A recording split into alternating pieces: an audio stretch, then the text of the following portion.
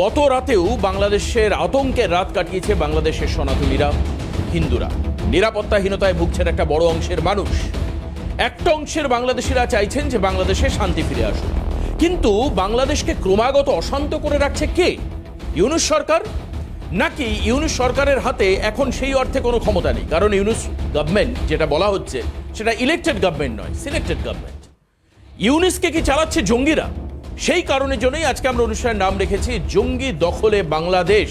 প্রশ্ন উঠছে তার কারণ এমন এমন বক্তব্য আপনাদের কাছে দেখাবো, যারা এখন হল্লাবল দেখছেন আজকে তারা বুঝতে পারবেন এই প্রোগ্রাম পুরোটা দেখলে, যে মুসলিম নেতারা, ইসলামিক নেতারা যে ধরনের বক্তব্য রাখছে তাতে বাংলা, বিহার এবং উড়িষ্যা, বাংলায় রিপিট এগেইন, বাংলা, বিহার এবং উড়িষ্যার মানুষ নিশ্চিন্ত নয়। আপনাদের মনে আছে গত বৃহস্পতিবার অথবা শনিবার আমি একটা অনুষ্ঠান করেছিলাম চিকেন নেক নিয়ে। এই চিকেন নেক দখল করে নেওয়ার হুঁশিয়ারি দিচ্ছে ইসলামিক নেতারা, আর অন্যদিকে তেরার ভাঙচুর, আগুন লাগানো, মানুষকে মার ধর সব কিছু করছে কিছু জঙ্গি সংগঠন বাংলাদেশে, যারা এখন মাথা চাড়া দিয়ে রয়েছে বাংলাদেশের বিভিন্ন প্রান্তে। চট্টগ্রাম, সিলেট একাধিক জায়গায় চলছে এই ধরনের ভাঙচুর, সম্পত্তি দখল, নারী নির্যাতন, আগুন লাগিয়ে দেওয়া, দোকানপাট ভাঙচুর, একাধিক ঘটনা। তার ছবি আছে আপনাদের সামনে আমরা রাখবো। আজকের এই মুহূর্তে যারা অনুষ্ঠান দেখছেন তাদের জন্য সেই ছবি, অর্থাৎ আজও প্রতি রাতে বাংলাদেশ কেমন কাটছে, আতঙ্কের রাত কেমন কাটছে। আসুন একবার দেখানোর চেষ্টা করি সিলেট, চট্টগ্রাম সহ বাংলাদেশের একাধিক জায়গা থেকে দখল হওয়া ছবি। আপনারা চমকে যাবেন, আমি ইনফরমেশন আপনাদেরকে দিচ্ছি। বাংলাদেশের সুনামগঞ্জ আগুন জ্বলছে, বাংলাদেশের যদুরাম রায়ের ডিমলা এলাকায় বাড়ি, নীলকামারী অঞ্চল আগুন জ্বলছে। আসুন একবার দেখাই দ্রুত সেই সমস্ত ছবি। এই দেখুন 3 তারিখের ছবি, নীলপামারী ডিস্ট্রিক্ট। যদিও আমরা ভিডিওর সত্যতা যাচাই করিনি, কিন্তু বাংলাদেশের একাধিক গণমাধ্যমে এই ছবি আছে এবং তাদের কিছু কিছুকে ব্যান করা হয়েছে। বিশেষ সূত্র মারফত আমরা এই ছবি পাচ্ছি বাংলাদেশ থেকে। নীলপামারীর ছবি, নীলপামারী ডিস্ট্রিক্ট 3 তারিখের ছবি। আজকে আমরা 5 অনুষ্ঠান করছি। গত পরশু দিনের ছবি, আগুন লাগানো হয়েছে যদুরাম রায়ের বাড়িতে, ডিমলা অঞ্চল। সুনামগঞ্জের ছবি দেখাই, যে সুনামগঞ্জ আজকে একাধিক গণমাধ্যমের সামনে উঠে এসছে। দেখুন, শুনুন, সুনামগঞ্জে সনাতনীদের উপর আক্রমণ, থানা ঘেরাও, দর্শক সেনা, বাংলাদেশের সেনাবাহিনী দর্শকের ভূমিকা। একবার একটু অডিও অ্যাম্বিয়েন্স আমি শোনাতে চাইবো আমাদের দর্শকদের, শুনুন।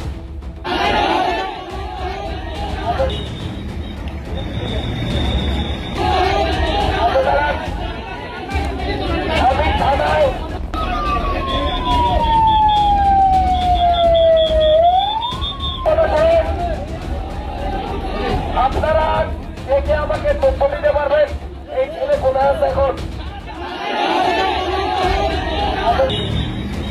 এবার আসবো সুনামগঞ্জের এই ছবি আমরা দেখাচ্ছিলাম। এরপর দেখুন দোকান পাট ভাঙচুর করা হয়েছে, একাধিক হিন্দুর দোকান আমরা দেখতে পাচ্ছি। সুনামগঞ্জে সনাতনীদের দোকান ভাঙচুর এবং হিন্দুদের দোকান ভাঙচুর, একের পর এক ছবি আপনাদের সামনে উঠে আসছে। বাড়ি ভাঙচুরের ছবি দেখুন এই মুহূর্তে। আমরা কেন বলছি আতঙ্কের রাত কাটাচ্ছে বাংলাদেশের একটা অংশের মানুষ? আমি পার্সেন্টেজ ইস্যুতে আসছি না। মন্দির ভাঙচুর হয়েছে একের পর এক জায়গায়। আসুন দেখাই, দেখুন দেখুন পাথরঘাটা বাংলাদেশ ভাঙা হচ্ছে শান্তনেশ্বরী মন্দিরের গেট। দেখুন এই ছবি, বাংলাদেশের সোশ্যাল মিডিয়ায় ভাইরাল এই ছবি অলরেডি।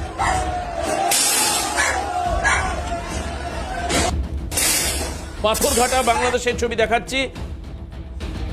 এবার দেখুন বাড়ির ছবি, সুনামগঞ্জে সনাতনীদের উপর আক্রমণ, সনাতনীদের বাড়ি ভাঙচুরের ছবি, ভাইরাল ভিডিও সোশ্যাল মিডিয়ায় দেখতে পাচ্ছেন আপনারা। বাংলাদেশিরা আপনাদের কাছে চ্যালেঞ্জ করছি, বাংলাদেশ সরকারের কাছে, এই ছবিগুলোর সত্যতা যদি না থাকে আপনারা এটাকে সামনে নিয়ে আসুন। একের পর এক ছবি। এবার আপনাদেরকে দেখাবো আওয়ামী লীগ নেতা অর্থাৎ হাসিনা, শেখ হাসিনার দল আওয়ামী লীগ, সেই দলের নেতা যারা আগস্ট জুলাইতে আক্রান্ত হয়েছিলেন তাদের বাড়ির ছবি আসুন একবার দেখায়। দেখুন এতটাই ভয়াবহ ছবি। আমাদের এই ছবি ব্লার করে চালানো হচ্ছে, মিডিয়ার কিছু প্রপার প্রোটোকল আছে সেগুলোকে মেনটেন করতে হচ্ছে। বাড়ি ভাঙচুরের ছবি, আওয়ামী লীগের নেতার বাড়ি, শুধু ভাঙচুর নয় অগ্নি সংযোগ করা হয়েছে। আমি নাম উল্লেখ করে দিচ্ছি আপনাদের স্বার্থে, সত্যতা যদি যাচাই করতে চান সঞ্জয় মুখার্জি এই ব্যক্তির নাম, হিন্দু, আওয়ামী লীগ করতেন, তার বাড়ি ভাঙচুর করে আগুন লাগিয়ে দেওয়া হয়েছে। আর আরেকটা ছবি আপনাদেরকে দেখায়, যে বাজারে বাজারে ঘুরে মাইকিং করে মহিলাদের কেনাকাটায় নিষেধাজ্ঞা জারি করছে কিছু উগ্রবাদী সংগঠন।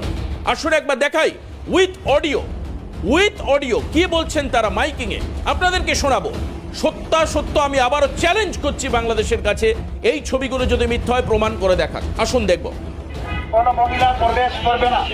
আমরা দোকানদার ভাইয়েরা কারো কোনো মহিলার কাছে আগামীকাল থেকে কোনো কিছু বিক্রয় করব না। আমাদের দৃষ্টি আকর্ষণ করা যাচ্ছে, আগামীকাল থেকে প্রত্যেক দোকানের সামনে পর্দার ব্যবস্থা রাখতে হবে এবং সেই পর্দা প্রত্যেক নামাজের সময় ঝুলিয়ে দিতে হবে, অর্থাৎ প্রত্যেক নামাজের সময় বেচা কিনা বন্ধ থাকবে। দোকানদার ভাইদের দৃষ্টি আকর্ষণ করা যাচ্ছে, আগামীকাল থেকে এই মার্কেট এলাকায় কোনো মহিলা প্রবেশ করবে না।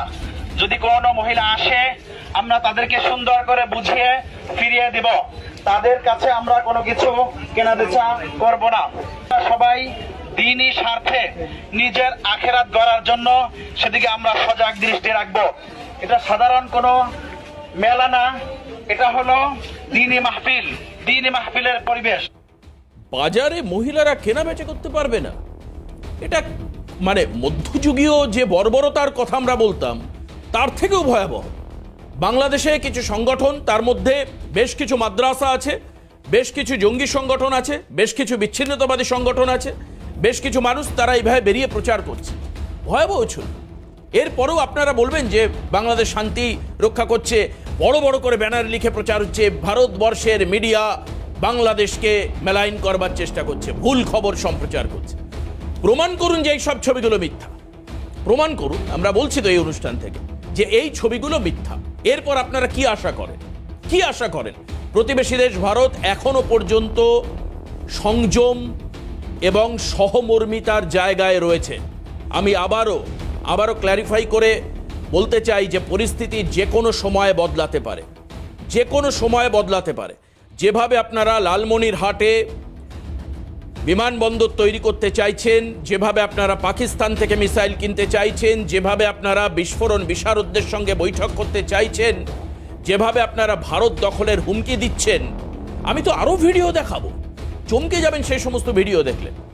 আর এখন এই মুহূর্তে আমরা দেখাবো, আপনারা জানেন যে চিন্ময় কৃষ্ণ দাসের গতকাল জামিন হয়নি। আমাদের আজকের আমার সৌভাগ্য এইটাই যে আমার আজকের অনুষ্ঠানে দুজন আইনজীবী রয়েছেন, তারা হাইকোর্টে প্র্যাকটিস করে। দুজন আইনজীবী রয়েছে, রাধামোহন রায় আর তরুণজ্যোতি তিওয়ারি। আমি পরিচয় করবো পরে, ছবি পরে আমরা দেখাবো। দুজনেই রয়েছেন। আমি জানি না যে ওনাদের আইন পেশে ওনারা এই ধরনের পরিস্থিতি কখনো দেখেছেন কিনা। ওনারা স্বীকার করুন, সামনে বসে ক্যামেরার সামনে আসবেন কিছুক্ষণ পরেই রাধামোহন এবং তরুণজ্যোতি। যেখানে আইনজীবী পাওয়া যাচ্ছে না, 70 জনের বিরুদ্ধে মামলা হয়েছে যারা চিন্ময় কৃষ্ণ দাসের হয়ে মামলা লড়ছিলেন।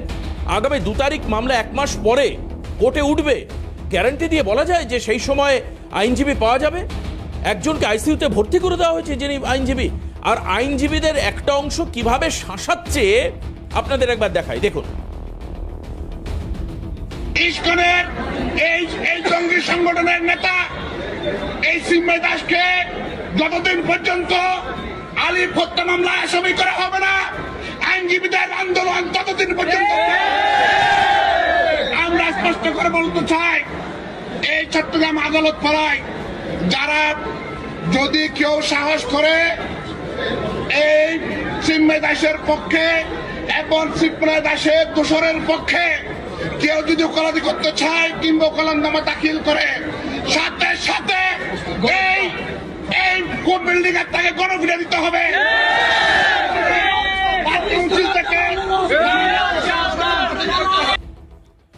আপনার মনে হয় যে এরপরে আগামী 2 তারিখে 2025 জানুয়ারি 2 তারিখে চিন্ময় কৃষ্ণ দাসের হয়ে লড়াই করতে চট্টগ্রাম আদালতে অনেক আইনজীবী চলে যাবেন? একজন আইনজীবী যেতে পারবেন কিনা আমার সন্দেহ রয়েছে। বর্তমানে এই ধরনের উদ্ভূত পরিস্থিতি যদি তৈরি থাকে বাংলাদেশে, তাই তো বলছেন যে আইনজীবীরা আসলে তাদের বিরুদ্ধে ব্যবস্থা নেওয়া হবে। কে জানমান খোয়াতে চাইবে আপনি বলুন? প্রাণ চলে যাবে চিন্ময় কৃষ্ণ দাসের হয়ে লড়তে আসলে। যা পরিস্থিতি, অন্ততপক্ষে যেটা আমরা শুনলাম তার ভিত্তিতে। আর এবার এই মুহূর্তে দেখাবো যে গতকাল রাত 8টার সময় পাকিস্তান হাই কমিশনের সঙ্গে মোহাম্মদ ইউনূসের নয়, বিএনপি নেতা খালেদা জিয়ার বৈঠক হচ্ছে, সেই ছবি আসুন ওয়ালে দেখাই, আপনাদেরকে দেখাই। দেখুন কালকের ছবি, কালকে রাত 8টার সময় পাকিস্তান হাই কমিশনার তিনি পৌঁছন খালেদা জিয়ার বাড়িতে, তার বাসভবনে। সেখানে খালেদা জিয়া বিএনপি নেত্রী, তার সঙ্গে কথাবার্তা হচ্ছে। মোহাম্মদ ইউনূসের সঙ্গে কথা হচ্ছে না, হচ্ছে বিএনপি লিডারের সঙ্গে। আমি জানি না যে এর পেছনে কি কারণ রয়েছে, সেই কারণগুলো অনুসন্ধান করবার জন্যই আজকের হল্লাবল, আজকের এই অনুষ্ঠান। প্যানেলে আলোচনা করবেন বিশিষ্ট রাজনৈতিক নেতা, সেনাকর্তা, সনাতনী সংঘ, একাধিক জায়গার মানুষ আমাদের সঙ্গে আজকে উপস্থিত রয়েছেন আলোচনায়। আমি এক এক করে পরিচয় করে দেবো সবার সঙ্গে, তারপর কিছু বিস্ফোরক বক্তব্য আপনাদের শোনাবো। আজকের পুরো অনুষ্ঠান আমাদের সঙ্গে থাকবেন, চমকে যাবেন যে এই বাংলা, বিহার, উড়িষ্যার মানুষও নিশ্চিন্ত নয় উগ্রবাদী জঙ্গি সংগঠনের কাছে। কেন আমি বলছি? তার ভিত্তি আছে, কারণ আছে, ছবি আছে, ফুটেজ আছে, বাইট আছে, সব শোনাবো আপনাদেরকে। ব্রিগেডিয়ার আশিস কুমার দত্ত আমাদের সঙ্গে রয়েছেন। আশিস বাবুকে স্বাগত জানাবো। ব্রিগেডিয়ার আশিস কুমার দত্ত আমাদের সঙ্গে রয়েছেন এখন এই মুহূর্তে, আপনারা টিভি স্ক্রিনে দেখতে পাচ্ছেন। ভগবত প্রবক্তা নবল কিশোর গোস্বামী আমাদের সঙ্গে রয়েছেন আজকের অনুষ্ঠানে। স্বামী পরমাত্মানন্দজি মহামণ্ডলেশ্বর মহানির্বণী আখড়া আমাদের সঙ্গে রয়েছেন, আপনাকেও স্বাগত জানাই। আমি এই মুহূর্তে আশিস কুমার দত্ত ব্রিগেডিয়ার, তার কাছে যাব।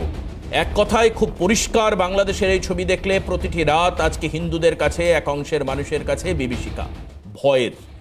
এরপরে এই যে সেনা মুভমেন্টের কথা কয়েকদিন ধরে বলা হচ্ছে, আমি জানি যে এর সলিউশন হয়তো বা কূটনৈতিক সলিউশন, কিন্তু আর কত রাত এভাবে মানুষকে আতঙ্কে কাটাতে হবে? আপনার কি মনে হয়? আর এরপর যদি সেনা মুভমেন্ট হতে পারে, নাকি যেটা বালাকোটের ক্ষেত্রে হলো যে এই ধরনের সার্জিক্যাল অ্যাপ্রোচ হতে পারে, কি হতে পারে, কি মনে হয় আপনার? ৭১-এর যুদ্ধ আপনার নিশ্চিত স্পষ্ট অভিজ্ঞতা আছে।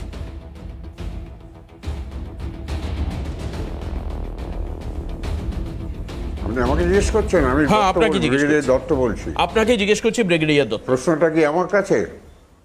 আচ্ছা, হ্যাঁ, ওকে। আমি বলছি, আমরা তো দেখছি অ্যাট্রোসিটি তো বা অত্যাচার প্রচুর হচ্ছে, কোনো সন্দেহ নেই। কথাটা হচ্ছে যে আপনি যেটা প্রশ্ন করলেন, বালাকোট বা সিমিলার অ্যাকশন, ওই ধরনের কোনো অ্যাকশন এখনও তো সেরকম কোনো আমাদের ওরা স্কোপ দেয়নি। বাংলাদেশ আমাদের বর্ডার ক্রস করেনি, বাংলাদেশে কোনো ট্রুপস যতদূর আমি জানি বর্ডার ক্রস করেনি। We can not carry out a counter strike. আর আমরা যদি হঠাৎ কিছু করে ফেলি, এটা আমাদের পলিসি হয়তো হবে না, হওয়া উচিত নয়, কারণ এটা আমাদের মুখ বুঝে সহ্য করতে হবে। এটা ডিপ্লোম্যাটিক লেভেলে সলিউশন সমস্যা, প্রবলেম। এবং এই জন্য যে আমেরিকান ডিপ স্টেট, যেটাকে প্রেসিডেন্ট ট্রাম্প বলেছেন যে উনি ওটাকে নিষ্ক্রিয় করে দেবেন, ওরা হয়তো সেটার মাথায় রেখে যথেচ্ছা চলে যাচ্ছে। ইউনিস সরকারের তো কোনো হোল্ড নেই, হি ইজ এ পাপেট। ওকে বসেছিল এই আমেরিকান ডিপ স্টেট, তো ওকে এখন ওর কোনো তো সমস্যা নেই, পুরো দেশটার জঙ্গি মৌলবাদীরা ধরে নিয়েছে। এটার কি প্রতিকার হবে? It has to be diplomatic লেভেলে করতে হবে। আমাদের এই মুহূর্তে কোনো রোল নেই, বাট আমি যতদূর শুনেছি Indian armed forces are ready with all our equipment. দরকার হলে আমাদের এখন একটাই থ্রেট হচ্ছে, যেটা আমাদের মিলিটারি থ্রেট হবে, যার এগেনস্টে কাউন্টার অ্যাকশন হবে।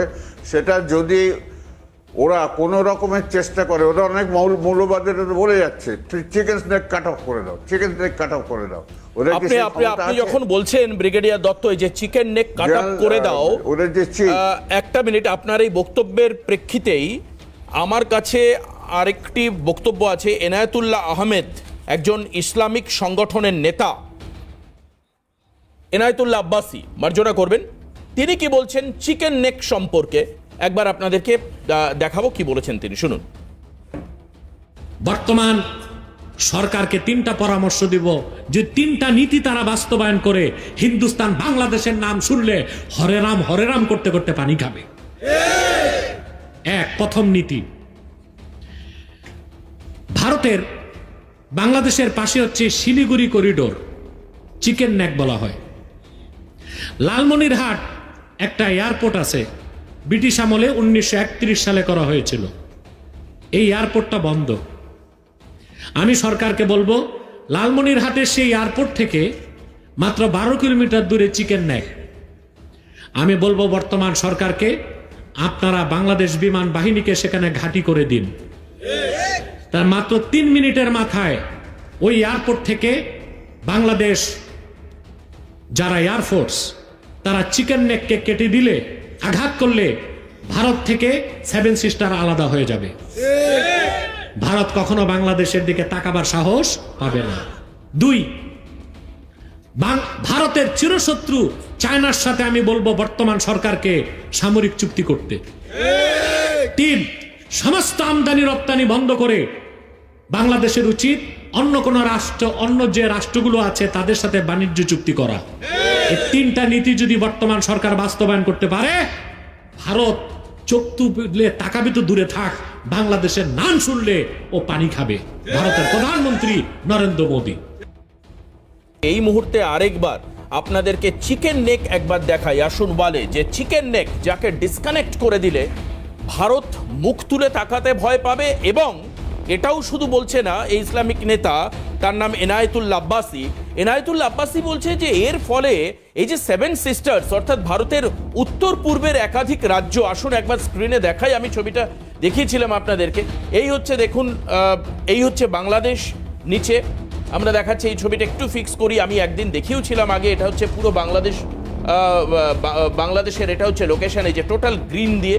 আর এখানে 7 সিস্টার্স, এর মধ্যে আসাম রয়েছে, ত্রিপুরা রয়েছে, মণিপুর রয়েছে, অরুণাচল প্রদেশ রয়েছে, মিজোরাম রয়েছে, একাধিক রাজ্য যেগুলোকে 7 সিস্টার্স। এই হচ্ছে চিকেন নেক। এই যে চিকেন নেক দেখুন বাংলাদেশের চট্টগ্রামের খুব কাছে, খুব ভালো করে একবার দেখাচ্ছি আপনাদের। দেখুন চট্টগ্রামের কাছে এই যে চিকেন নেক, এই চিকেন নেক যদি ডিসকানেক্ট, এটা আমরা বলছি না, এটা আজ থেকে অন্তত 4-5 দিন আগের অনুষ্ঠানে আমি করেছিলাম এই প্রোগ্রাম, আপনারা জানেন, আপনার ইউটিউবে সার্চ করলে পেয়ে যাবেন। এই যে চিকেন নেক, এই চিকেন নেক একে ডিসকানেক্ট করে দিতে একজন ইসলামিক নেতা বলছেন, তাহলে এই 7 সিস্টার্স, এই যে ভারতের উত্তর পূর্বাংশের এই যে বিরাট অংশ যার মধ্যে একাধিক রাজ্য রয়েছে, 7টি রাজ্য রয়েছে, সেটা ভারতের এই মূল ভূখণ্ডে যে লাল দিয়ে দেখানো হচ্ছে, এই মূল ভূখণ্ড থেকে বাংলাদেশ যদি এইটুকু জায়গা দখল করে নিতে পারে, এখানে লালমনিরহাট অবস্থিত, তাহলে এই উত্তর পূর্বাংশ অর্থাৎ এই যে এই পুরো অংশটা ভারত থেকে বিচ্ছিন্ন হয়ে যাবে। এটা তো কোনো আপাত প্ল্যান নয়, ভয়াবহ পরিকল্পনা। এই ভয়াবহ পরিকল্পনা নিয়ে কি বলবেন, আমি ব্রিগেডিয়ার দত্তের সঙ্গে কথা বলছি। এবার আমি দেখাবো এই যে এনায়েতুল্লাহ আব্বাসী, এ শুধুমাত্র 3টে উপদেশ বাংলাদেশকে দেওয়ার কথা বলছে, শুধু তাই নয়, শুধুমাত্র চিকেন নেক কাটো, বাংলাদেশের সঙ্গে বিদেশি বা বাণিজ্যিক সম্পর্ককে ক্ষুণ্ণ করো এবং চীনের সঙ্গে সম্পর্ক ভালো করো এবং সামরিকভাবে চীনকে পাশে নেওয়ার চেষ্টা করো, শুধু এটা বলছেন না। আর তিনি কি বলেছেন এই মুহূর্তে বিস্ফোরক শোনাবো আপনাদের, শুনুন। সমস্ত হিন্দুস্তানের সৈন্য এক জায়গায় করলেও 14 কোটি মুসলমান 28 কোটি হাতে যদি গজারির লাঠি নেয়, আল্লাহ দিনের কালেমা দিল্লির লাল কেল্লায় উড়ায় দেওয়া হবে। তৃতীয় বিশ্বের একটা তৃতীয় শ্রেণীর রাষ্ট্র ভারত। বাংলাদেশে যারা জুজুর ভয় দেখায়, প্রত্যেক রাজনৈতিক দলে ভারতের দালাল ঢুকে আছে, ভারতকে খুশি করে ক্ষমতায় যেতে চায়, তাদেরকে বলছি, ভারত প্রীতি যাদের মধ্যে থাকবে, বাংলাদেশ থেকে তাদেরকেও ঝাড়ু ঝাঁটা দিয়ে নির্বাসিত করা হবে। ভারত কাঁটাতারের বেড়া দিয়ে আমাদের দেশের লোক যাইতে দেয় না, কিন্তু ওদের দেশের চোর চামার আর ফেন্সিডিল ব্যবসায়ীকে ঢুকায়, ফারাক্কায় বাদ দিয়া পানি দিয়ে আমাদেরকে কষ্ট দেয়, ভেজাল ওষুধ পাঠায় আমার দেশের মানুষগুলোকে হত্যা করে। বাংলাদেশের 16 বছর যারা নির্যাতন করেছে তাদেরকে হিন্দুস্তান সহযোগিতা করেছে। অর্থাৎ উনি বলছেন যে আওয়ামী লীগ যারা 16 বছর বাংলাদেশকে শাসন করেছে, হিন্দুস্তান তাদের সাপোর্ট করছে। এক, দ্বিতীয়ত 1971-এর স্বাধীনতা পরিষ্কার হয়ে যাচ্ছে, দেখুন ছবিগুলো, 1971-এর মুক্তিযুদ্ধ এবং তার মধ্যে দিয়ে মুজিবুর রহমানের যে স্বাধীনতা, সেই স্বাধীনতাকে বাংলাদেশের একটা বড় অংশের মানুষ মানছে না। কারণ 5ই আগস্টের পর যেভাবে বঙ্গবন্ধুর মূর্তি ভাঙা হলো, যেভাবে মূত্রত্যাগ করা হলো, জুতোর মালা পরানো হলো, মস্তক ছেদ করা হলো মূর্তির, তার থেকে প্রমাণ হয় যে মুজিবুর রহমানের অস্তিত্বকে, মুক্তিযুদ্ধকে, শেখ হাসিনাকে তারা মানছে না। এটাও খুব পরিষ্কার, মুজিবের পরিবারকে হত্যা করা হয়েছিল বেঁচে, একই দিনে হত্যা করা হয়েছিল, একাধিক পরিবারের সদস্য শূন্য করে দেওয়া হয়েছিল প্রায়। শেখ হাসিনা ছাড়া বাদবাকি বহু মানুষ তার পরিবারের তারা মারা গিয়েছিলেন। আমি নবল কিশোর গোস্বামী এবং স্বামী পরমাত্মানন্দজির কাছে যাব এক এক করে। প্রথম নবল কিশোর গোস্বামীর কাছে। এহেন পরিস্থিতিতে আমরা আজকে দেখলাম যে একটি সংগঠন যারা বাংলাদেশের ডেপুটি কমিশন কলকাতায় সেখানে গিয়ে মিটিং করলো। আজকে বাসন্তীতে আমরা সনাতনীদের মিটিং, বড় মিছিল জমায়েত দেখতে পেলাম। আমরা দুটো রাজ্য, ত্রিপুরাতে যেখানে হোটেল ওনার্স অ্যাসোসিয়েশন বাংলাদেশিদের চেক ইন বন্ধ করলো, মালদাতে হোটেল ওনার্স অ্যাসোসিয়েশন তারাও বাংলাদেশিদের চেক ইন বন্ধ করলো। এছাড়া এখনো পর্যন্ত সেই অর্থে কোনো পদক্ষেপ হয়নি। যেটা আমি জানতে পেরেছি যে দিল্লি থেকে একটা চিঠি গেছে, সেটা জামা মসজিদের ইমাম তিনি চিঠি পাঠিয়েছেন বাংলাদেশের বর্তমান দায়িত্বপ্রাপ্ত মোহাম্মদ ইউনূসের কাছে যে এই অত্যাচার বন্ধ হোক। কিভাবে পুরো ঘটনাক্রম, এবং প্রতিদিন রাতে আগুন জ্বলছে, ভাঙচুর হচ্ছে, মানুষকে পেটানো হচ্ছে বাংলাদেশে। দেখুন দেবাশিস বাবু, একটা কথা আছে যে পাগলে কিনা কয়, ছাগলে কিনা খায়। প্রথম আপনি যে কথাটা দেখাচ্ছেন স্ক্রিনে, যে মৌলভী সাহেব বড় বড় ভাষণ দিচ্ছিল, আমার মনে হয় উনি পুরোপুরি একেবারে ম্যাড হয়ে গেছে। উনি পুরো ম্যাড হয়েছে বলেই এত বড় বড় লেকচার দিচ্ছেন এবং তাতানো কথাবার্তা, মানে তাপিয়ে দেওয়া, গরম করে দেওয়া কথাবার্তা উনি বলছেন। এক নম্বর। দু নম্বর হচ্ছে গিয়ে, এটা আমাদের সর্বদা মাথায় রাখতে হবে, আমরা কিন্তু ভারতবাসী। ভারতবর্ষের মধ্যে অনেক রাজ্য রয়েছে, অনেক জেলা, অনেক গ্রাম, শহর, অনেক কিছু যুক্ত হয়ে আছে। আজকে ভাবুন একটা জিনিস, সব থেকে বড় ব্যাপার, আমি আগেও বলেছি আপনাদের টিভি প্যানেলে বসে, আজকে আবারও বলছি, যখন আপনারা আমাদের পরিচয় দিচ্ছেন, আমরা সনাতনী হয়ে আমরা সম্মুখে বসছি, আমার প্রশ্ন এক জায়গাটায়, যেখানে এত কিছু ঘটছে, এত ধ্বংস, এত আগুন জ্বলছে। আজকে আমার কাছে এসছে সুনামগঞ্জের ব্যাপারটা, আমাকে কেউ পাঠিয়েছে যে হিন্দুদের সোনার দোকানে ডাকাতি করা হয়েছে, ছিনতাই করা হয়েছে, মারধর করা হয়েছে। আমার কাছে রোজ কিছু না কিছু আসছে, কিন্তু প্রশ্ন এখানটাতেই যে আমরা যখন প্যানেলে বসছি, উদ্দেশ্য থাকছে বাংলাদেশ নিয়ে আলোচনার বিষয় বা প্রতিবাদ কি করে করা যায়, এর পরিস্থিতিকে সামাল কি করে দেওয়া যায়, কিন্তু শুরু হচ্ছে সেখান থেকে। কিন্তু সেটা পথ কেটে গিয়ে আমরা রাজনৈতিক মধ্যে ঢুকে যাচ্ছি। আমি প্রথমে একটা কথা বলতে চাই দিবাসবাবু আপনাকে, যে কোনো প্রকারে, আমি বারবার একটা কথাই বলছি, ভারতবর্ষে আমাদের বিজেপি গভর্নমেন্ট রয়েছে, পশ্চিমবঙ্গে তৃণমূল সরকার রয়েছে, আসামে বিজেপি সরকার, ত্রিপুরায় বিজেপি সরকার, বিহারে জোট সরকার ইত্যাদি যে গভর্নমেন্টগুলো রয়েছে, আমার ভাবনা চিন্তাতে এখানে কোনো রং, কোনো পার্টি, কোনো সরকার, কোন পার্টি কোন সরকার, এগুলো না দেখে সম্পূর্ণ দায়ভারটা সনাতনীর উপর না চাপিয়ে, তার থেকে বরঞ্চ জাতি, কুল, ধর্ম, বর্ণ নির্বিশেষে যদি আমরা এক জায়গায় হয়ে কঠোরভাবে আন্দোলনের পথে এগিয়ে যাই, এর প্রতিকারের চেষ্টা করি, তাহলে অবশ্যই বাংলাদেশ কেন ও পাকিস্তানও ভয় কথা বলতে পারবে না। যে মিটিং গতকাল রাত্রেবেলা পাকিস্তানের হাই কমিশনার করেছেন খালেদা জিয়ার সাথে, ও জুজু হয়ে ঈদের গর্ত খুঁজে বেড়াবে। আর দ্বিতীয়ত হচ্ছে গিয়ে, আমরা যে চর্চাগুলো করি মিডিয়াতে বসে, যে তর্ক বিতর্কের মধ্যে দিয়ে আমরা নিজেকে তৈরি করে ফেলি, এটাকে কি করে বাংলাদেশে কোনো না কোনো জানতে পেরে তারা এই যে কথাটা বললো, বিভিন্ন মিডিয়ারা যা কাণ্ড কারখানা করছে, এগুলো তারা মোকা পেয়ে যায় বলার জন্য। তাই আমি প্রত্যেকের কাছে, আমি একজন সনাতনী, আমি একজন হিন্দু হয়ে, আমি প্রত্যেকের কাছে বিনম্রভাবে করজোরে প্রার্থনা এটাই করব, যে প্রকৃত মানুষ হয়ে মানবতার পরিচয়কে দিয়ে আপনারা সকল ভারতবাসী, জাতি, কুল, ধর্ম নির্বিশেষে কোন রং চং না এক জায়গায় সারিবদ্ধভাবে আন্দোলন করুন, তাহলে একদম একদম একদম আপনি একত্রিত হওয়ার কথা বলছেন, কিন্তু হিন্দুদের এই সনাতনী সংঘের মধ্যে অসংখ্য ভাগ আছে, এদেরকে একত্রিত করে, মানে যেটা অন্য ক্ষেত্রে আমরা দেখতে পাচ্ছি পার্শ্ববর্তী দেশের ক্ষেত্রে, সেটা অন্য জায়গায় সনাতনী হিন্দুরা কি পারবে করতে? এবং আমি এই সনাতনী হিন্দু বা মুসলিম না করে আরও বেটার ভারত সরকারের পদক্ষেপ কি হতে পারে এই বিষয়ে, কারণ আমরা জানি যে এর মধ্যে প্রধানমন্ত্রীর সঙ্গে বিদেশ মন্ত্রকের কথা হয়েছে, প্রতিরক্ষা মন্ত্রকেরও কথা হয়েছে, বৈঠক হয়েছে রীতিমতো, এবং তারপরে প্রেস ব্রিফও আমরা পেয়েছি। কিন্তু তারপর বর্তমানে এই ঘটনাকে কতদিন পর্যন্ত টলারেন্স দেওয়া হবে? তাহলে কি বাংলাদেশ আক্রমণ না করলে একই রকমভাবে আমরা থাকবো? বাংলাদেশ কি চাইছে? মুসলিম রাষ্ট্র ঘোষণা করতে? তাহলে আমাদের দেশের ইনিশিয়েটিভ কি হতে পারে? এই সমস্ত বিষয়ে আমরা আলোচনায় থাকবো। অবশ্যই একটা বিরতি নেব, বিরতির পর ফিরে আসবো। ফিরে আসে আমরা শক্তিদা রয়েছেন, শক্তি মৈত্রর কাছে যাব, সঙ্গে থাকুন। এবার দেখাবো ফজলুর রহমান, আরেকজন ইসলামিক নেতা। কিছুক্ষণ আগে শোনাচ্ছিলাম এনায়েতুল্লাহ আব্বাসী দিল্লির লালকেল্লা অব্দি স্বপ্ন দেখছেন দখল করে নেওয়ার। আর এবার ফজলুর রহমান, আরেকজন ইসলামিক নেতা, মানে যাদের সংখ্যা বাংলাদেশে এখন প্রচুর, এবং এখন পরিষ্কার বোঝা যাচ্ছে যে এই ধরনের নেতাদের কথাতেই মোহাম্মদ ইউনূস চলছেন। না হলে ওনার উচিত ছিল একজন দেশের প্রধান হিসাবে, ঠিক যেরকম উনি বিভিন্ন মুসলিম সংগঠনের সঙ্গে বৈঠক করছেন, ছবি দেখা যাচ্ছে জামাত ছামাত ইত্যাদির সঙ্গে, হিন্দু কোনো সংগঠনের সঙ্গে তো উনি বৈঠক করলেন না। উনি তো কোনো প্রেস ব্রিফ দিয়ে বললেন না যে সনাতনীদের নিরাপত্তার দায়িত্ব আমার, ব্যর্থতার দায় আমার, আমরা টেক কেয়ার করবো, আর্মি ব্যবস্থা নেবে, বাংলাদেশ পুলিশ ব্যবস্থা নেবে। কি বলেছেন ফজলুর রহমান, শুনুন। আমাদের এখানে আক্রমণ হবে, ধরে নিলাম ভারত আক্রমণ করলো, আমরা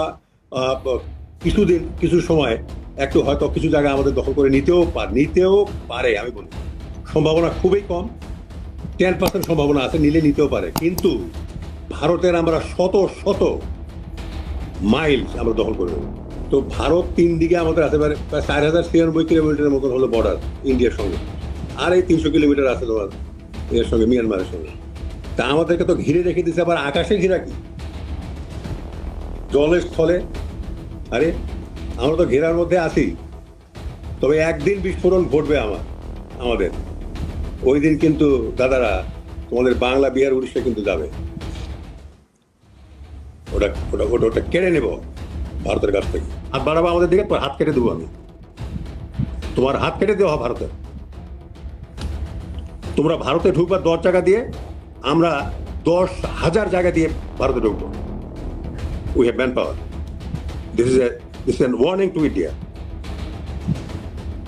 শক্তিদা, আপনার কাছে আসবো, একেবারেই আসবো, আপনার কাছে আসারই পরিকল্পনা। কিন্তু জাস্ট আমি একটু ব্রিগেডিয়ার আশিস কুমার দত্ত, ব্রিগেডিয়ার দত্তর কাছে জিজ্ঞেস করি, এই যে একজন ইসলামিক নেতা বলছে চিকেন নেককে কেটে দাও, 7 সিস্টার্স আলাদা হয়ে যাবে, আরেকজন ইসলামিক নেতা বলছে লালকেল্লা দখল করে নাও, মানে কোনো ব্যাপারই না। কেউ বলছেন বাংলা, বিহার, উড়িষ্যা দখল করে নাও।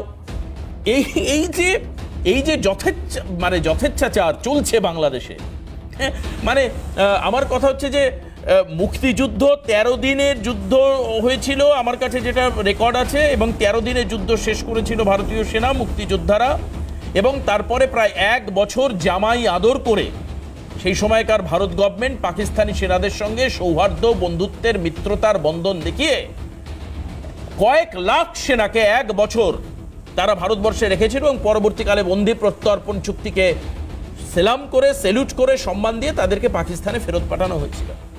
আমার কথা সেই পূর্ব পাকিস্তান।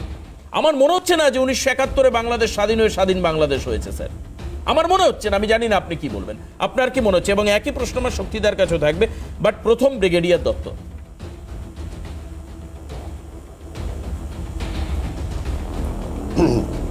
এগুলো হচ্ছে পাগল এবং উন্মাদের কথা। পাকিস্তান তো 1947 সাল থেকে ভাবছে যে লালকেল্লায় পাকিস্তানি ফ্ল্যাগ উড়বে, উড়াতে পেরেছে না, মুখ থুবড়ে পড়ে গেছে। যখন একটা স্নেক অ্যাটাক করেছিল, গুপ্তচোরা অ্যাটাক করেছিল, চোরা গুপ্তা আক্রমণ করেছিল, ওদের কি অবস্থা হলো? এই সমস্ত লিডারশিপে কোনো, আমাদের এটা নিয়ে উত্তেজিত হওয়া বা চিন্তিত হওয়ার কোনো দরকার নেই। স্বামীজি বললেন, ওদের মধ্যে, আমাদের হিন্দুদের মধ্যে যতগুলো সেক্ট আর সাবসেক্ট আছে, পাকিস্তান মুসলমানদের মধ্যে তার থেকে বেশি আছে। আরব দেশে কোনো বাংলাদেশিকে নেবে? আরব দেশকে কোনো ভারতীয় মুসলমানকে নেবে? কোনো আরব কান্ট্রি কোনো মাইগ্রেন্ট রয়েছে? এরা তো ওই দেওবন্দে পড়াশুনো করে, অমুক মাদ্রাসায় পড়াশুনো করে, দেভ গন ড্রিভিং ম্যাড। ওদের স্বপ্ন, ওই যে এক মৌলানা বললেন যে এয়ারবেস তৈরি করে দাও লালমনিরহাটে। ডাজ দ্যাট ইডিয়েট নো ওই ভগবানকে, উনি কি জানে না? দাও একটা এয়ারবেস করতে কতটা এফোর্ট লাগে? একটা কপরদক শূন্য দেশ, তারা এত ড্রিম করছে। ওয়াকারুর জামান ইজ এ সোলজার, ওদের চিফ। উনি উনার উইকনেস জানেন না। উনি হয়তো আদেশ মানবেন, অন্তর্বর্তী সরকারে, কিন্তু উনি জানেন তো ওনার ধ্বংস হয়ে যাবে। ওদের এয়ারফোর্স চিফের কাছে আপনাদের চ্যানেলে শুনলাম যে ওদের কাছে 44 এয়ারক্রাফট আছে। ওরা আমাদের সঙ্গে মোকাবেলা করবে। একটা 44 এয়ারক্রাফট একটা বেস যদি তৈরি করে তাহলে কতটা এফোর্ট লাগবে, টাকাটাকে দেবে। না, এই যে দেওবন্দিতে টাকা দেওয়ার ক্ষেত্রে এগুলো হবে না। যদি মধ্যপ্রাচ্যের কিছু দেশ, দেওবন্দিরা আমি করতে আপনাকে পারবে না। বলি, পাকিস্তান, চায়না, তুরস্ক, ওদিকে কাতার, এদিকে ইরান, ওদিকে প্যালেস্টাইন, এরা মানে আমি আপনাকে ধরছি তর্কের খাতিরে, হাইপথেটিক্যালি যদি আমি ধরে নিই যে ভারতবর্ষের প্রোগ্রেস দেখে এই সমস্ত দেশগুলো ভারতের উত্তর পূর্ব অংশকে ডিস্টার্ব করবার জন্য যদি তারা মানিটারি সাপোর্ট করে, তাহলে ভারতবর্ষের পকেটের মধ্যে থাকা একটা দেশ তো ভারতের বিড়ম্বনার কারণ হবে। ব্রিগেডিয়ার দত্ত,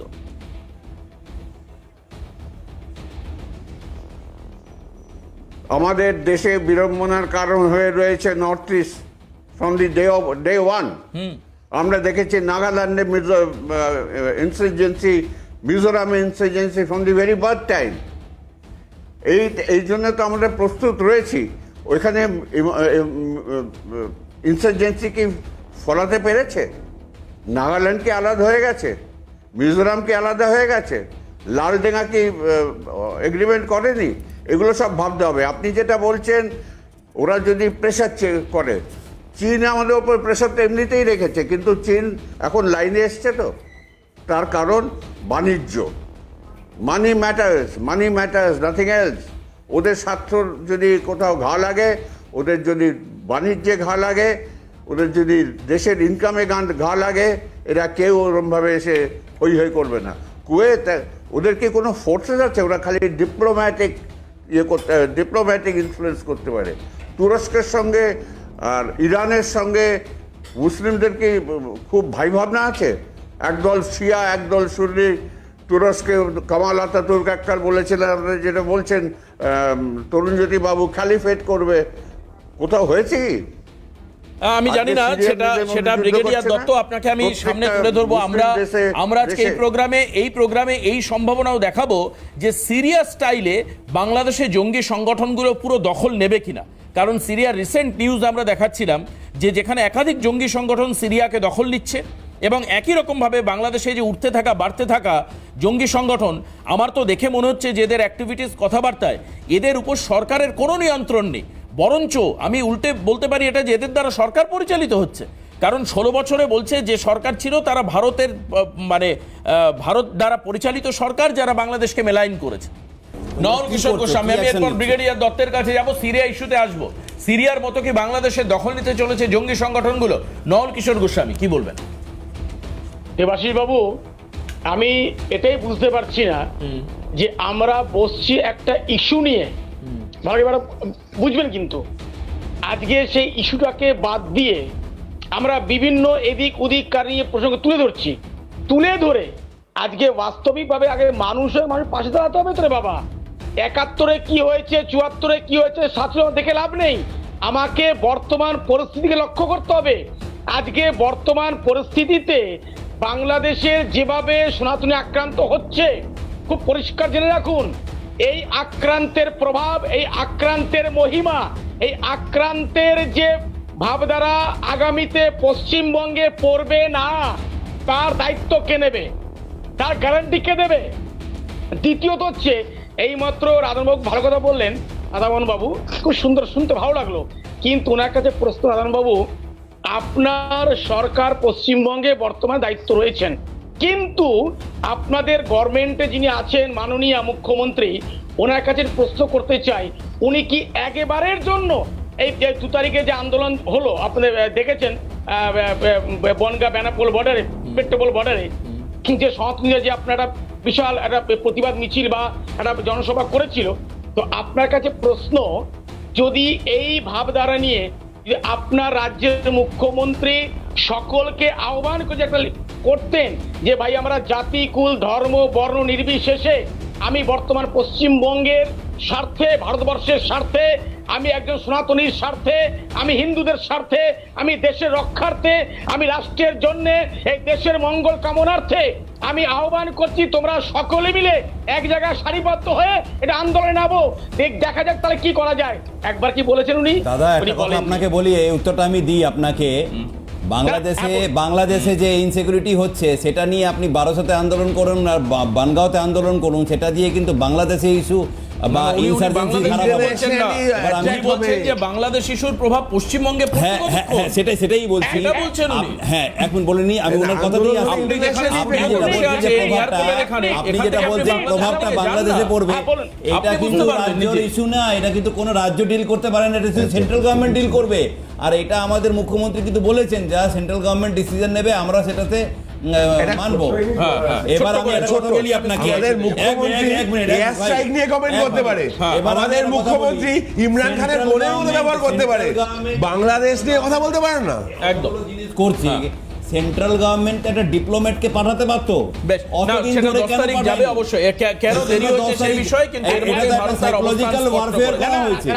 রাধামোহন বাবু, আপনার বক্তব্য একদম ঠিক, কিন্তু আমার প্রশ্ন এখানটাতে যে আজকে সব থেকে যদি আপনি দেখতে চান, সব থেকে লক্ষ্য করে জানতে পারবেন যে পশ্চিমবঙ্গের পরিস্থিতি একটু ডিপলি ভাবুন, যে পশ্চিমবঙ্গের পরিস্থিতি কোথায় গেছে।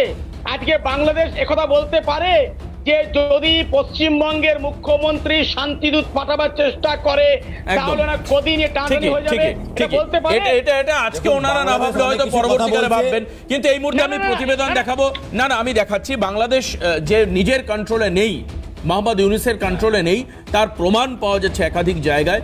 সিরিয়ার মতো জঙ্গি সংগঠনগুলো দখল করে নিতে পারে বাংলাদেশের সমস্ত রাজনৈতিক ক্ষমতা বলে আর কিছু থাকবে না, বিভিন্ন জঙ্গি সংগঠন চালাবে, যেটা পাকিস্তানের ক্ষেত্রেও হয়, যে পাকিস্তান সরকারকে আর্মির কথা শুনতে হয় অথবা জঙ্গি সংগঠনের কথা শুনে চলতে হয়। এই মুহূর্তে কি অবস্থা সিরিয়ার সঙ্গে বাংলাদেশকে আমি কেন মেলাচ্ছি দেখাবো, দেখুন। চিন্ময় কৃষ্ণ প্রভুর গ্রেফতারি নিয়ে তোলপাড় বাংলাদেশ, পাশাপাশি সে দেশের সংখ্যালঘুদের ওপরেও ধারাবাহিকভাবে নির্যাতন চালানো হচ্ছে বলে অভিযোগ। এই আবহে বাংলাদেশে সিরিয়া মডেলকে কার্যকর করতে বদ্ধপরিকর পড়শি দেশের জঙ্গি গোষ্ঠীগুলো। সম্প্রতি সিরিয়ার রাষ্ট্রপতি বাশার আল আসাদকে ক্ষমতা থেকে উৎখাত করতে একজোট হয়েছে সেদেশের জঙ্গি গোষ্ঠীগুলো। আর তারপরেই সিরিয়ার বৃহত্তম শহর আলেপ্পো সহ একের পর এক শহর দখল করেছে তারা। সিরিয়ার সেই ফর্মুলাকে বাংলাদেশে প্রয়োগ করতে উঠে পড়ে লেগেছে মৌলবাদীরা। সূত্রের খবর, সম্প্রতি বাংলাদেশের একাধিক জঙ্গি সংগঠনকে নিয়ে গোপন বৈঠক করেছিলেন হিজবুত তাহরির নেতা মাহফুজ আলম। জানা গিয়েছে ৭১-এর বদলা নিতে বাংলাদেশের জঙ্গিদের হাতে বিপুল পরিমাণ আগ্নেয়াস্ত্র তুলে দেওয়ার পরিকল্পনা করেছে পাকিস্তান।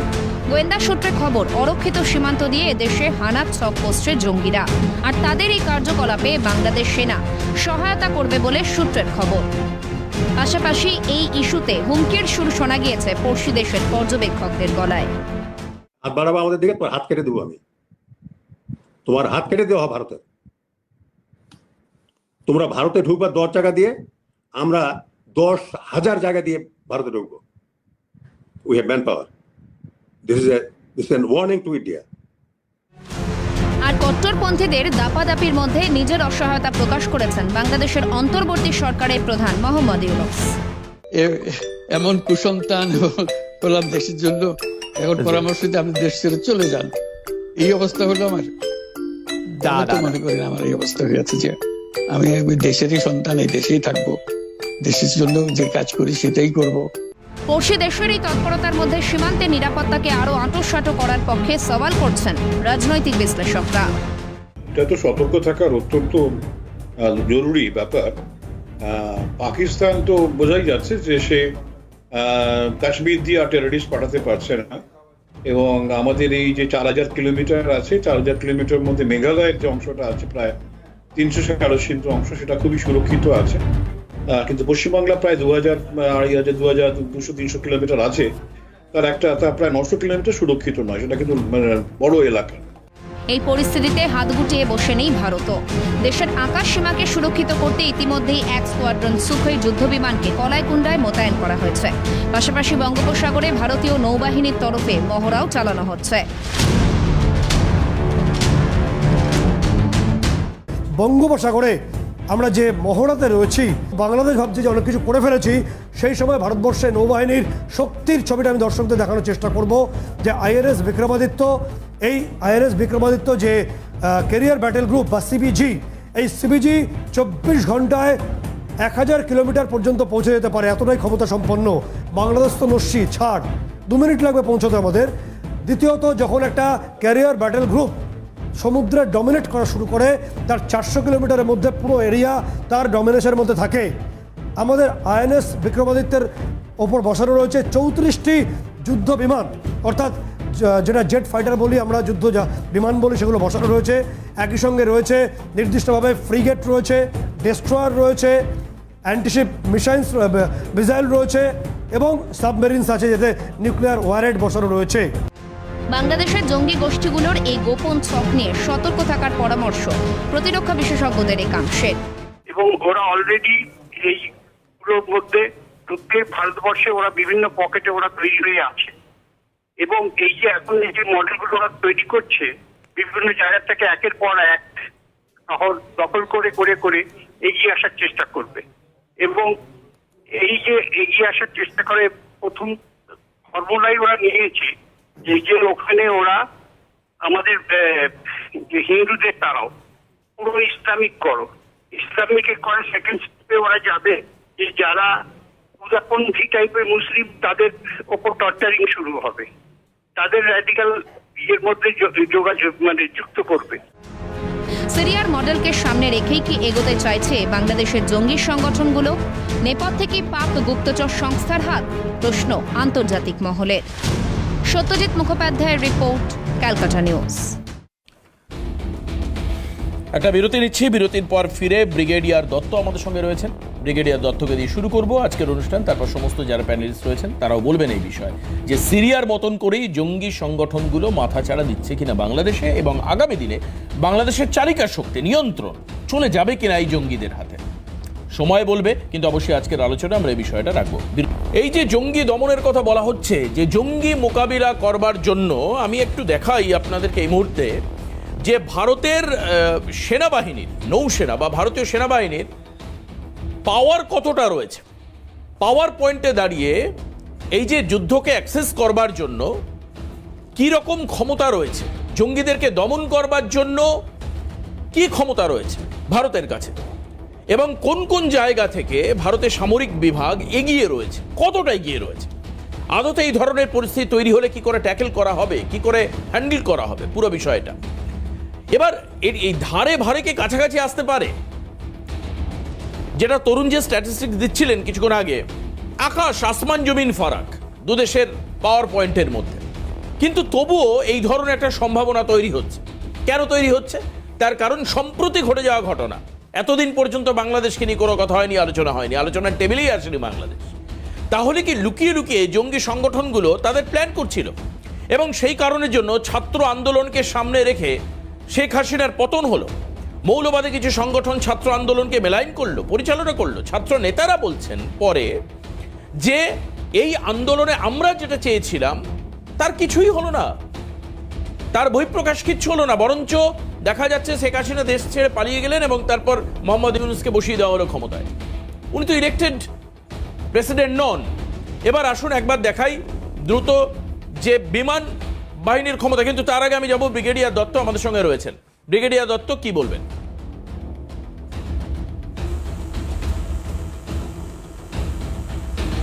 আপনি যে কথাটা বললেন, বিমান বাহিনী বা নৌবাহিনী, এদের খুব একটা সিগনিফিকেন্ট রোল থাকবে না জঙ্গি দমনে। জঙ্গি দমনে স্থলসেনা এবং তাদের স্পেশাল ফোর্সেস এবং ইনফ্যান্ট্রিকে নিতে হবে। বাকিগুলো সমস্ত ডেটারেন্ট। এই আমরা তো শুরু করেছিলাম লালমনিরহাটে, এক মৌলবী বললেন যে একটা এয়ারবেস করে দাও। আমি আপনাদের আবার বলছি, এয়ারবেস করার কোনো ক্ষমতা ওদের নেই। কতগুলো টাকা লাগে? ইউনিস সরকার কি ফ্রান্স থেকে দিয়ে আসবে ওকে? এই যে ডিপ স্টেট যে বসিয়ে দিয়েছে, যেদিন ডিপ স্টেট, যেদিন আমাদের ডোনাল্ড ট্রাম্প পাওয়ারে আসবেন, উনি তো কথা দিয়েই দিয়েছেন ডিপ স্টেটকে ফিনিশ করে দেবেন। ইউএনের কোনো ক্ষমতা থাকবে না, কারণ UN will not be funded by US. NATO কমে যাবে, কারণ নেটো তো মেইনলি ইউএসের, আমি লং টার্ম প্ল্যানের কথা চিন্তার কথা বলছি। নেটো তো মেইনলি ইউএস ফান্ডেড। এরা কতগুলো একটা ময়দান রেভলিউশন করে একজন ইউক্রেনের একজন প্রেসিডেন্ট বসিয়ে দিল, কাজ হয়ে গেল। চুক্তির কি কোনো, এই যে চুক্তির কথা আপনারা বলছেন, চুক্তির কি কোনো দাম আছে? মাইকেল গরবাচভ কি বলেছিলেন যখন উনি ইন্ডিপেন্ডেন্ট স্টেট করলেন? উনি বলে দিলেন যে নট 1 কিলোমিটার অফ ওরা অ্যাগ্রেশন করবে। ডিপ স্টেট কি করলো? এদের সবাইকে নেটোতে সংগঠন নেওয়ার জন্যে ওরা এনক্রোচমেন্ট করলো।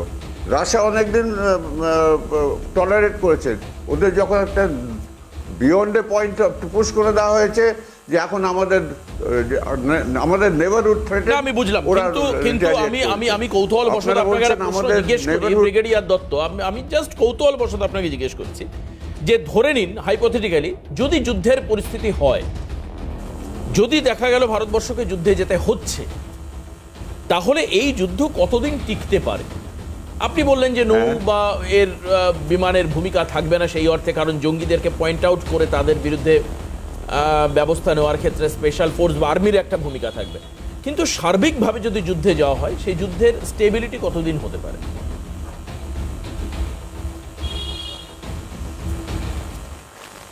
আপনাদের চ্যানেলেই আমি শুনেছি যে ওদের কাছে জাস্ট 44টা এয়ারক্রাফট আছে, হ্যাঁ, তার মধ্যেও 30%, আপনারাই এগুলো প্রপাগেট করেছেন, 30% কাজ করে না। দে আর চাইনিজ বিমান। বিমান বাহিনীর একটা ব্যাপার হচ্ছে, বাংলাদেশের এয়ার মার্শালই বলছে, যদি সম্ভব হয় বাংলাদেশের এয়ার মার্শাল কি বলেছিলেন একবার আপনাদেরকে আবার শুনিয়ে নিতে চাইবো। বাংলাদেশের এয়ার মার্শালের বক্তব্য শোনাবো। হ্যাঁ, আপনি বলুন ব্রিগেডিয়ার দত্ত। হ্যাঁ, এয়ার মার্শাল ওনারও সবাই লাফাবেন। ওয়াকারুজ্জামান যদি সোলজার হন, উনি সোলজার। আমি সব দেশের সোলজারকে রেসপেক্ট করি, because they are professionals, they are not politician. ওরা ওদের চিন্তা ভাবনা অন্য, যদি দে হ্যাভ বিন ট্রেন। আর বাংলাদেশে যে সমস্ত সিনিয়র অফিসার আছে, ওরা they have been trained in USA, ওরা সব বাইরের দেশে কোর্স করে এসেছে। ভারতবর্ষে তারা স্টাফ কলেজ কোর্স করে, ওরা প্রফেশনাল, ওদের কোনো মৌলবাদী ট্রেনিং বা দেওয়া হয় না। ওই পরিপ্রেক্ষিতে বলছি, আমি আপনাদের একটা প্রশ্ন করি, হাসিনা দেশ ছাড়লেন কি করে? ওনার কি পার্সোনাল হেলিকপ্টার আছে? না, সেনাবাহিনীর হেলিকপ্টার কি করে পৌঁছলেন?